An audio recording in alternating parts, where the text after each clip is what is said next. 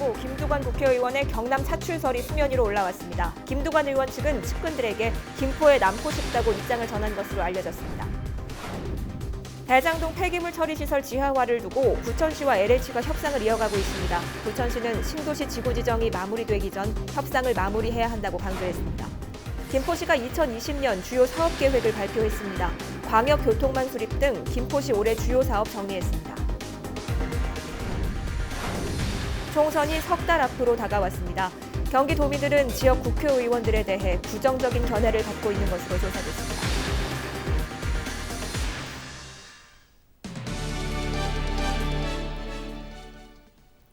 시청자 여러분 안녕하십니까? 헬로티비 뉴스 시작합니다. 오늘의 첫 소식입니다. 지난해 국토부가 대장신도시 조성계획을 발표했는데요. 신도시 부지에는 포함되지 않았지만 바로 옆에는 폐기물 처리 시설인 하수처리장과 재활용 선별장이 있습니다. 시설 특성상 지상에 위치해 있을 경우 악취가 날 수밖에 없는데요. 이 때문에 부천시가 시설 전면 지하화를 두고 LH와 협상을 이어가고 있습니다. 김진재 기자가 취재했습니다. 부천시 대장동에 위치한 재활용 선별장. 수작업으로 재활용품을 선별하다 보니 하루 처리 가능한 쓰레기양은 50톤 수준에 불과합니다. 향후 대장신도시와 역곡 공공주택지구 조성 등으로 인구가 늘어날 것을 고려하면 처리 용량 확대가 시급한 상황. 이 때문에 부천시는 지난 2018년 자동화 설비를 갖춘 재활용 선별장 신축 공사를 진행했습니다. 바로 옆에 위치한 굴포천 하수처리장입니다. 이곳 역시 지난 2018년 악취를 개선하기 위한 리모델링 사업을 추진했습니다. 하지만 지난해 5월 국토부가 대장신도시 조성 계획을 발표하면서 두 사업 모두 중단됐습니다. 국토부가 대장동 일대 폐기물 처리 시설을 리모델링하거나 지하화해 멀티스포츠 센터와 체험학습장 부지로 활용하겠다고 발표했기 때문입니다. 이후 사업이 중단된 채 약 8개월이 흘렀지만 여전히 사업을 어떻게 추진할지 결정된 건 없습니다. 정상적으로 하수처리장을 운영하면서 노시설 상부의 멀티스포츠센터 조성은 어렵습니다. 따라서 환경기초시설을 대장 지구 내로 편입하여 완전히 지하하고 상부는 대규모 녹색공원으로 조성해야 한다는 것이 저희 부천시 입장입니다. 시설 전면 지하화에 필요한 사업비는 약 1조 6천억 원. 부천시는 두 시설 부지를 대장신도시 부지에 포함시켜 함께 개발하기를 희망하고 있습니다. 이를 위해 부천시는 LH와 협의를 이어가고 있습니다. LH는 올해 상반기 중 대장신도시에 대한 공공주택지구 지정을 마무리할 계획. LH 관계자는 시설 지하화 등에 대해 당장은 답할 수 있는 내용이 없다고 밝혔습니다. 부천시는 올해 상반기 중 대장신도시 지구 지정이 예상되는 만큼 그 전까지 폐기물 처리 시설에 대한 사업 계획이 결정되기를 희망하고 있습니다. 헬로티비 뉴스 김진재입니다. 민선 7기 김포시가 2020년 주요 사업 계획을 내놨습니다. 전반기 2년을 마무리하고 후반기 2년을 향해 달려가는 김포시의 계획 어떤 모습일까요? 취재 기자와 자세한 이야기 나눠봅니다. 스튜디오에 이세진 기자 나와 있습니다. 이 기자, 김포시의 올해 신년 계획 어디에 초점이 맞춰졌나요? 네, 정하영 김포시장은 취임 초기에 상대적으로 낙후됐던 북부권을 중심으로 주요 정책을 꾸렸습니다. 이후 올해를 시작하면서 민선 7기 후반기는 신도시의 기반 구축에 더 주력하겠다라는 입장을 내놓기도 했었는데요. 올해 주요 계획들을 살펴보니 실제로 신도시를 위한 크고 작은 정책들이 눈에 띄었습니다. 가장 먼저 금빛수로 라베니체에 대한 계획입니다. 라베니체 수로는 그동안 물 공급이 제대로 되지 않아서 수질 문제 등이 불거졌었는데요. 팔당 관로를 매설하는 사업을 올해 드디어 본격적으로 추진할 계획입니다. 또 그동안 말만 무성했던 수상 레저 시설도 금빛수로에서 운영할 계획이고요. 이 밖에 한강 신도시 호수공원에는 장미원과 피크닉 공원을 세우고 신도시 현안을 위해서 TF팀도 따로 운영하기로 했습니다. 네, 그동안 상대적으로 낙후됐던 북부권을 중심으로 사업이 진행되겠군요. 그럼 이번엔 교통 부분을 짚어볼 텐데요. 지난해 김포시가 도시철도를 개통하면서 한시름 놓긴 했습니다만 최근 광역교통위가 내놓은 광역교통망에 대한 주민들의 기대가 굉장히 높습니다. 김포시의 입장은 어떤가요? 네, 이 부분은 앞서 이날 브리핑에서 정하영 김포시장이 언급한 내용을 한번 먼저 듣고 이야기를 나누시죠. 서울 지하철 5호선, 인천 지하철 2호선, 김포 골드라인 연장. 여기에 얼마 전에 대도시권 광역교통위원회에서 도시철도와 관련된 발표가 있었는데 거기에 GTX D 노선에 대한 언급이 있어서 김포시가 앞으로 GTX D 노선의 김포 출발 기점을 하기 위한 노력을 2020년도에 본격적으로 수행할 예정입니다.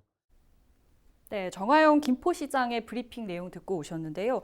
정 시장의 언급에서 살펴볼 게 두 가지입니다. 첫 번째는 광역교통위원회 발표 이후에 가장 뜨거운 감자였던 GTX D 노선에 대한 김포시의 입장. 그러니까 김포도시철도가 GTX D 노선의 기점이 될 수 있도록 하겠다라는 건데요. 네. 김포시는 이를 위해서 경기도와의 협의 그리고 광역 차원에서 관계 지자체들과의 협력 방안을 찾겠다는 입장입니다. 그리고 두 번째 살펴볼 것은 김포도시철도 골드라인의 연장 계획입니다.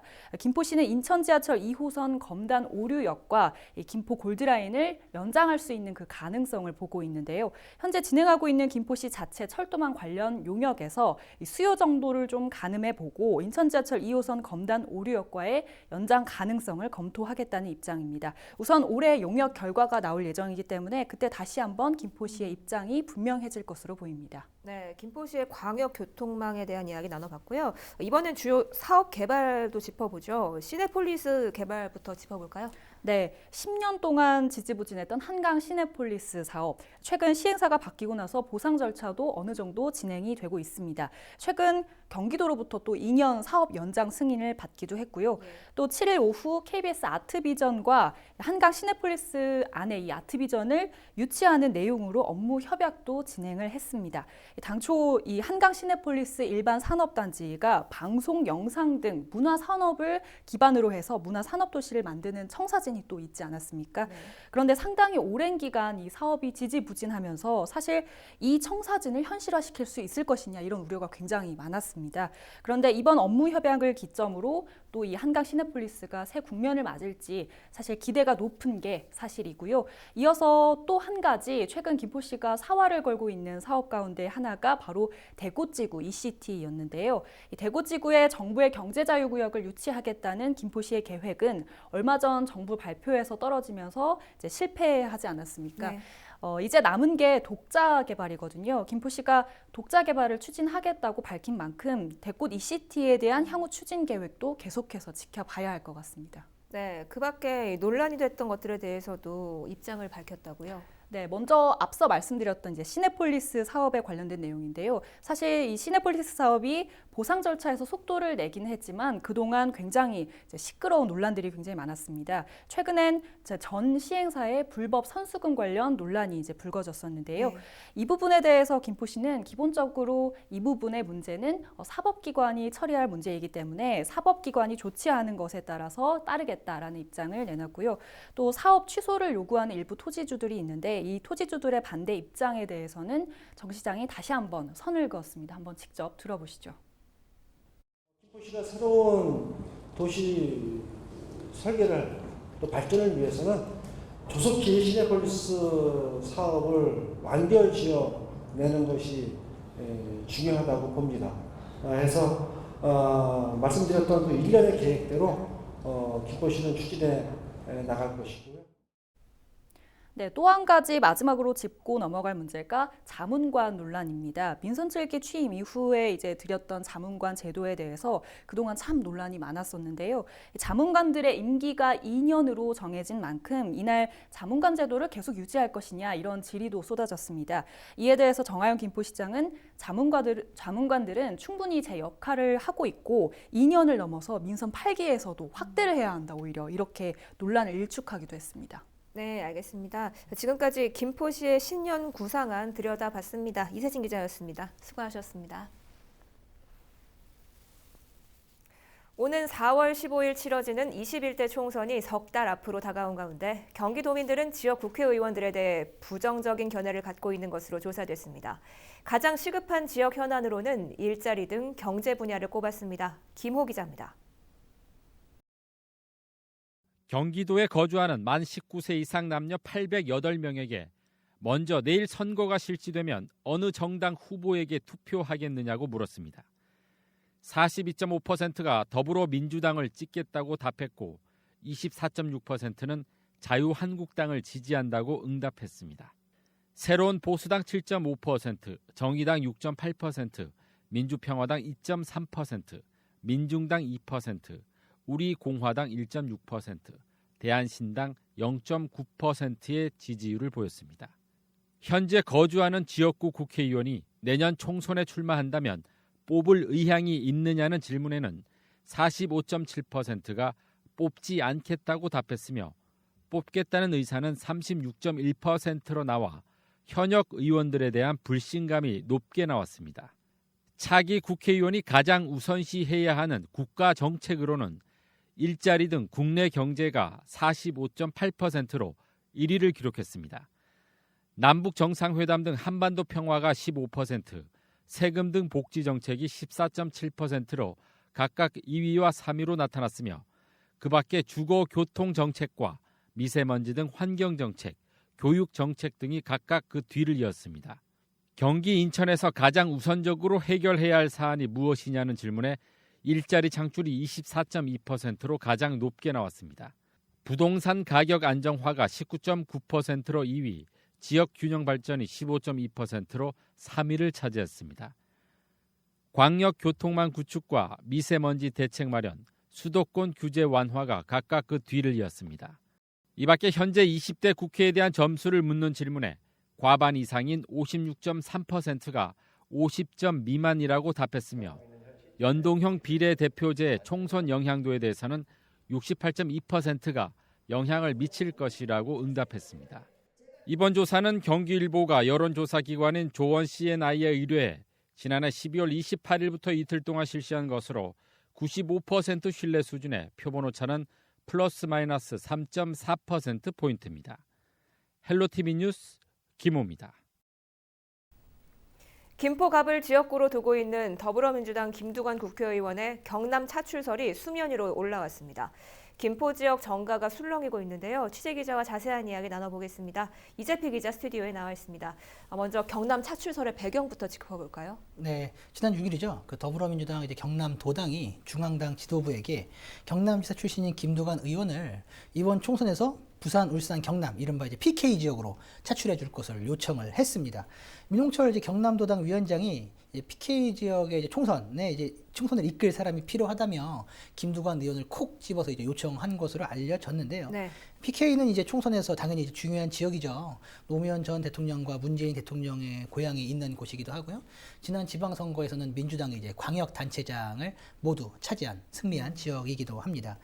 분위기가 참 좋았는데, 그런데 최근 조국 사태 등을 겪으면서 PK 지역에서 더불어민주당이 조금 어려운 상황에 처한 것 같아요. 네. 때문에 이런 상황을 타개하고 총선을 승리로 이끌기 위해서 경남도지사를 했었던 김두관 의원을 요청한 것으로 알려져 있는데요. 지난 2010년 김두관 의원이 무소속이었지만 야권 단일 후보로 나서서 경남도지사에 당선된 바가 있죠. 네. 이런 김두관 의원의 저력을 더민주 경남도당에서 필요로 하는 그런 상황입니다. 네, 그렇군요.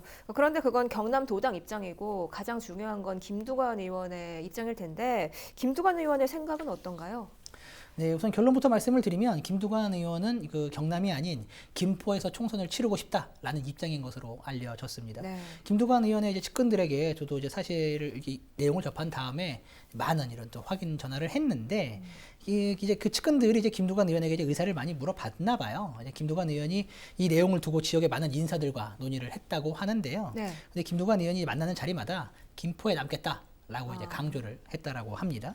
경남도에서 선거를 준비하는 사람들이 있는데 굳이 그 인물들을 배제하고 나서는 것은 옳지 않다고 본다라고 이렇게 주장을 이야기를 한 것으로 전해졌는데요. 특히 김두관 의원이 지난 2012년 대선 당시에 경남도지사를 사퇴하고 출마를 했었잖아요. 네. 근데 경선에서 패배하면서 지역을 잃었죠. 그리고 많은 우여곡절 끝에 김포에 정착을 했는데요. 그때 많은 김포 시민들이 경남처럼 떠나는 것 아니냐라는 이런 의심의 시선들을 많이 보냈었거든요. 근데 이때 김두관 의원이 절대 김포를 떠나지 않겠다라고 시민들하고 약속한 바가 있어요. 이게 정치적 신의 문제가 담긴 만큼 주민들과의 약속을 지키고 싶다라고 민주당 관계자들에게 입장을 전한 것으로 알려졌습니다. 네, 그렇군요.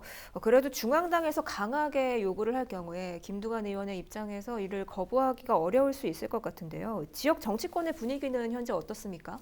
네, 많은 이제 지역 정치권 인사들이 이제 이와 관련해서 이제 이야기를 하는데 당에 이제 강한 요구가 있다면 선당 후사 정신에 따라서 개인의 고집만을 내세우기는 어렵지 않겠느냐라는 이런 추측도 많습니다. 의견도 많이 있는데요. 예. 그리고 이제 김포갑 지역의 경우 더불어민주당 내에서 김두관 의원 외에도 여러 후보들이 현재 지금 출마 의사를 밝히고 있는 그런 상황이에요.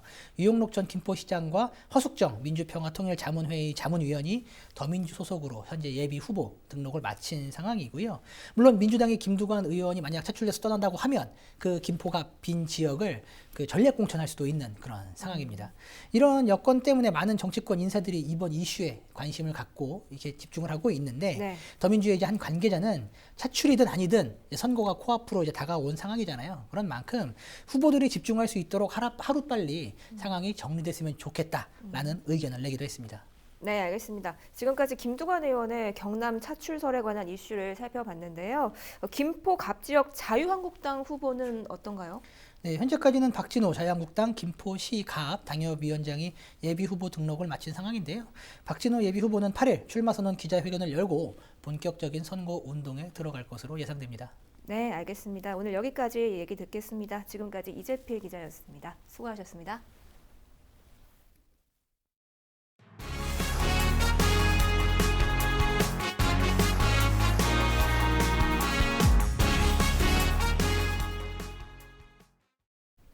헤어지자는 여자친구를 차 안에 가둔 30대 남성이 경찰에 붙잡혔습니다. 인천 계양경찰서는 7일 특수협박과 감금 등의 혐의로 34살 A씨를 구속했다고 밝혔습니다. A씨는 지난달 14일 새벽 5시쯤 계양구에 위치한 여자친구 40대 B씨의 집에 찾아가 집안 집기류와 B씨 딸의 차량 타이어 등을 파손한 혐의를 받고 있습니다. 이어 A씨는 같은 날 오전 7시쯤 자신의 차에 B씨를 감금한 상태로 계양구에서 경기도 김포까지 40분가량을 운전하기도 했습니다. A씨는 또 지난달 30일에도 B씨의 집에 다시 찾아가 냉장고 등 가전제품을 파손하기도 했습니다. A씨는 경찰 조사에서 여자친구가 헤어지자고 해 홧김에 범행했다고 진술했습니다. 부평구와 중소기업중앙회가 노란우산 가입 장려금 지원 사업을 마련하기 위한 업무협약식을 열었습니다. 이번 협약은 영세한 지역 소상공인들의 생활 안정과 사회 안전망 구축을 위해 마련됐는데요. 인천 지역 내 자치구 중에서는 최초입니다. 노란우산은 중소기업중앙회에서 운영하는 공적 공제 제도인데요. 연 매출 3억 원 이하의 부평구 소상공인은 노란우산에 신규 가입하면 1년간 최대 12만 원의 장려금을 지원받을 수 있습니다. 또 노란우산 가입자는 연 최대 500만 원의 소득공제 등 다양한 혜택을 얻을 수 있습니다. 지난해 부평소방서의 출동 건수가 전년과 비교해 3.7% 감소했습니다. 부평소방서가 지난해 소방활동 현황을 분석했는데요. 부평소방서는 지난해 하루 평균 93.7건을 출동했습니다. 2018년에는 97.4건이었는데요. 지난해 부평소방서의 화재 건수는 2018년과 비교해 19.7% 줄었습니다. 구조와 구급 출동은 각각 11.5%, 1.7% 감소했는데요. 오원신 부평소방서장은 소방활동 통계를 면밀히 분석해 사고에 선제적으로 대응할 수 있도록 역량을 강화하겠다고 말했습니다. 경기도가 산불 조기 진화를 위해 올해 80억 원을 들여 산불 진화 헬기 20대를 임차해 운영할 계획입니다. 현재 산불 진화 헬기는 전국에 66대가 운영 중이며 이번 임차 운영으로 경기도는 전국 최대 산불 진화 헬기를 보유하게 됐습니다. 경기도는 산불 진화 헬기를 20개 시군에 분산 배치해 산불 발생 시 30분 이내에 도착하는 골든타임제를 운영할 계획입니다. 지난해 경기도 내 산불 발생은 172건으로 전국 대비 26%를 차지했지만 신속한 초기 대응으로 피해 면적은 전국 산불 피해 면적의 1%에 불과한 것으로 나타났습니다.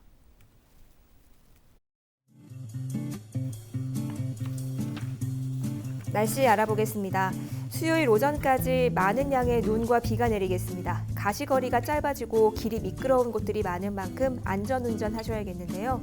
기온은 아침 기온 4도, 낮 기온 5도로 전날처럼 포근하겠습니다. 주간 날씨 볼까요? 수요일까지는 평년보다 높은 기온을 보이면서 비교적 포근한 날씨가 이어집니다. 하지만 수요일 밤부터 북서쪽에서 찬바람이 강하게 불어오면서 충북 내륙과 영남 내륙의 모레 아침 기온이 내일과 비교해서 10도 이상 크게 떨어지겠습니다. 오늘 준비한 소식은 여기까지입니다. 저희는 언제나 지역 주민 여러분 곁에 있겠습니다. 시청해주신 여러분 고맙습니다.